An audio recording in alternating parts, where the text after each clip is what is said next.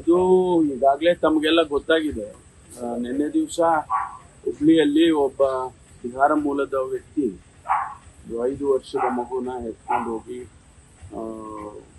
ಕೊಲೆ ಮಾಡಿರ್ತಕ್ಕಂಥದ್ದು. ನಂತರ ಅವನ್ನ ವಿದಿನ್ ನೋ ಟೈಮ್ ಸೆಕ್ಯೂರ್ ಮಾಡಿದ್ದಾರೆ. ಮಾಡಿದ ಮೇಲೆ ಅವನಿಗೆ ಎಲ್ಲಿ ಇದ್ದಾನೆ ಮತ್ತು ಅದೆಲ್ಲ ತೋರಿಸ್ಬೇಕು ಅಂತೇಳಿ ಕರ್ಕೊಂಡು ಹೋಗುವಾಗ ಇದಕ್ಕಿದ್ದಂಗೆ ಅವನು ಪೊಲೀಸ್ನವ್ರ ಮೇಲೆ ಅಟ್ಯಾಕ್ ಮಾಡಿದ್ದಾನೆ. ಅವರು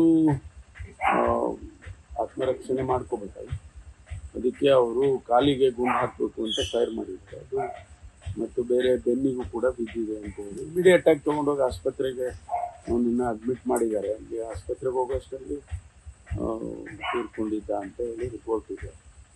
ಅದಕ್ಕೆ ನಾನು ಇಮಿಡಿಯೇಟ್ ಆಗಿ ಒಂದು ತನಿಖೆ ಮಾಡಿ ಅಂತ ಹೇಳಿ ಒಬ್ಬ ಸೀನಿಯರ್ ಆಫೀಸರ್ನಿಂದ ತನಿಖೆ ಮಾಡಿಸಿ ಅಂತ ಹೇಳಿ ಹೇಳಿದೆ.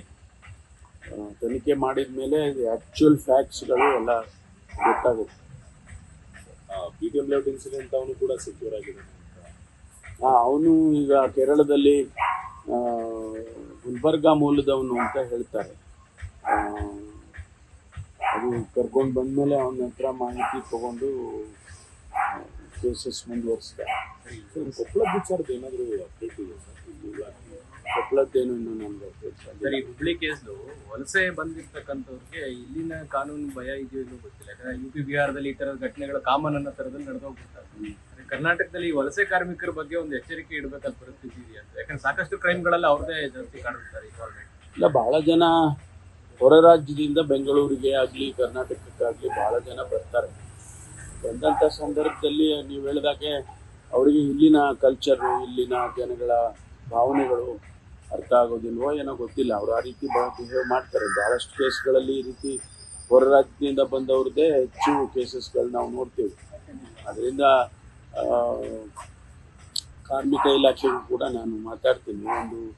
ಒಂದು ಕಂಬೈನ್ಡ್ ಮೀಟಿಂಗ್ ಮಾಡಿ ಏನು ಕ್ರಮ ತಗೋಬೋದು. ಕನ್ಸ್ಟ್ರಕ್ಷನ್ಸ್ ವರ್ಕರ್ಸು, ಸುಮಾರು ಕಡೆ ಕನ್ಸ್ಟ್ರಕ್ಷನ್ ವರ್ಕರ್ಸ್ಗಳ ಕ್ರೈಮ್ಗಳೆಲ್ಲ ಆಗಿರೋದು ನಿಮಗೂ ಗೊತ್ತಿದೆ. ಅಂಥದ್ರಿಂದ ಅದನ್ನು ಒಂದು ಸಭೆ ಮಾಡಿ ಅದಕ್ಕೆ ಮುಂದೆ ಏನು ಮಾಡಬೇಕು ಅನ್ನೋದನ್ನ ತೀರ್ಮಾನ. ಜಾತಿಗಣತಿ ವರದಿ ತಮಗೂ ಇನ್ನೂ ಓದ್ತಾ ಇದ್ದೀನಿ. ಇನ್ನೂ ಒಂದು 4-5 ಪೇಜು ಓದಿದ್ದೀನಿ. ಇನ್ನೂ ಓದ್ತಾ ಇದ್ದೀನಿ. ಒಟ್ಟಾರೆ ಇದು 2-3 ವಿಚಾರ ಇದರಲ್ಲಿದೆ. ಒಂದು 2015ರಲ್ಲಿ ಪ್ರಾರಂಭ ಮಾಡಿ ಮುಗಿದಿದೆ ಅಂತ ಹೇಳೇನೆ 2-3 ವರ್ಷ ಆಗೋಯ್ತು. ಮತ್ತು ಅದನ್ನು ನಾವು ಅದರ ಇಂಪ್ಯಾಕ್ಟು, ಅದರ ಯೋಜನೆಗಳು, ಅದರ ಚರ್ಚೆಗಳು ಅದು ಒಂದು ಭಾಗ ಇಡೋಣ. ಆದರೆ ಅದನ್ನು ಹೊರಗಡೆ ತರೋದಕ್ಕೆ ಒಂದು ಕಷ್ಟ ಆದಂಥ ಸಂದರ್ಭ. ಅದಕ್ಕಾಗಿ ಈಗ ಮಾನ್ಯ ಮುಖ್ಯಮಂತ್ರಿಗಳು ಅದನ್ನು ಹೊರಗಡೆ ತಂದಿದ್ದಾರೆ. ವಸ್ತುಸ್ಥಿತಿ ಏನಿದೆ ಅನ್ನೋದು ಒಂದು ಗೊತ್ತಾಗಿದೆ ಅಷ್ಟೇ. ಇದ್ರ ಮುಂದಕ್ಕೆ ಇಂಪ್ಯಾಕ್ಟ್ ಏನು, ಅದರ ಸ್ಟಡಿ, ಅದರ ಎಫೆಕ್ಟು, ಯೋಜನೆಗಳು ಮತ್ತು ಕಾರ್ಯಕ್ರಮಗಳು ಅವೆಲ್ಲನ ಈಗಲೇ ಹೇಳೋಕ್ಕಾಗೋದೇ ಇಲ್ಲ. ಅದರಿಂದ ಈಗ ಅವರು ನಮಗೆಲ್ಲ ಪ್ರತಿಗಳನ್ನು ಕೊಟ್ಟಿದ್ದಾರೆ. ಆ ಪ್ರತಿಗಳನ್ನು ಎಲ್ಲ ಮಂತ್ರಿಗಳು ಕೂಡ ಓದ್ಕೊಂಡು ಬರಬೇಕು. 17ನೇ ತಾರೀಕು ಬೇರೆ ಯಾವುದೇ ಸಬ್ಜೆಕ್ಟ್ ಇಡೋದು ಬೇಡ, ಇದೊಂದು ಸಬ್ಜೆಕ್ಟ್ ಮಾತ್ರ ಇಟ್ಕೊಂಡು ಚರ್ಚೆ ಮಾಡೋಣ ಅಂತ ಹೇಳಿದ್ದಾರೆ. ಸೊ ಚರ್ಚೆ ಮಾಡಿದ ನಂತರ ಅಕ್ಸೆಪ್ಟೆನ್ಸು ಅದೆಲ್ಲ ಬರುತ್ತೆ. ಆಮೇಲೆ ಅದರ ಇಂಪ್ಯಾಕ್ಟ್ ಸ್ಟಡೀಸು ಅದು ಇದು ಎಲ್ಲ ಇದು ಜಸ್ಟ್ ಬಿಗಿನಿಂಗ್. ಸರ್, ಒಂದು ಟೆಕ್ನಿಕಲ್ ಫ್ಯಾಕ್ಟ್ ಏನು ಹೇಳ್ತಿರೋದಂದ್ರೆ ಕೋವಿಡ್ ಆದ ನಂತರ ಮಾಡಿದ್ರೆ ಇನ್ನೊಂದ್ಸರಿ ಹೋಗ್ತಿದ್ದಾರೆ. ಯಾಕಂದ್ರೆ ಲಕ್ಷಾಂತರ ಜನರು ತೀರ್ಕೊಂಡಿದ್ದಾರೆ. ಸೊ ಆ ವರದಿ ಅಷ್ಟರ ಮಟ್ಟಿಗೆ ಸೂಕ್ತವಾಗಿರೋದಿಲ್ಲ ಅನ್ನೋ ಅಭಿಪ್ರಾಯ ಕೇಳ್ಬೇಕು ಸರ್. ಇಲ್ಲ, ನಾವೇನು ಹೇಳೋಕ್ಕಾಗೋದೇ ಇಲ್ಲ. ಈಗ ವರದಿಯನ್ನು ನಾವು ಸ್ಟಡಿ ಮಾಡಿ ಈಗ 15ರಿಂದ ಸ್ಟಾರ್ಟ್ ಆಗಿದ್ದು, ಪ್ರಾರಂಭ ಆಗಿದ್ದು 15ರಿಂದ. ಈಗ ನಾವು ಆಚೆ ತರ್ತಾ ಇರೋದು 10 ವರ್ಷ, ಹೆಚ್ಚು ಕಡಿಮೆ 10 ವರ್ಷ ಆಗಿದೆ. ಅದನ್ನು ನಾವು ಮೊದಲು ಅದನ್ನು ಚರ್ಚೆ ಮಾಡೋಣ. ಸ್ಟಡಿ ಮಾಡಿ ಚರ್ಚೆ ಮಾಡಿದ ಮೇಲೆ ಗೊತ್ತಾಗುತ್ತೆ.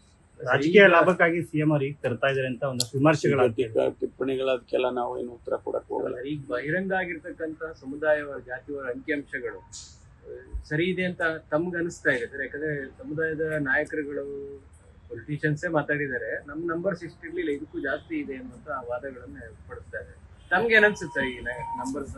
ಗೊತ್ತಿಲ್ಲ, ನಾವು ಈಗ ಚರ್ಚೆ ಮಾಡೋಣ. ಮೊದಲು ಚರ್ಚೆ ಮಾಡಿದ್ಮೇಲೆ ಈ ಅಭಿಪ್ರಾಯಗಳೆಲ್ಲ ಬರ್ತಾ ಇದೆ.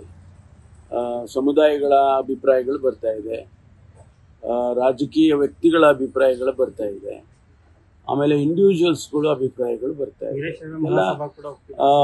ಇದೆಲ್ಲ ಬರ್ತಾನೆ ಇದೆ. ಇದರಿಂದ ಚರ್ಚೆ ಮಾಡಿ ನಂತರ ಯಾರ್ಯಾರ ಅಭಿಪ್ರಾಯಗಳು ಕ್ಯಾಬಿನೆಟ್ಟಲ್ಲಿ ಏನೇನಿದೆ ಅದೆಲ್ಲ ಚರ್ಚೆ ಮಾಡ್ತೀವಿ. ನ್ಯೂಸ್ ಫಸ್ಟ್ ನಿರ್ಭೀತಿಯಿಂದ ನಿಮ್ಮ ಪರವಾಗಿ.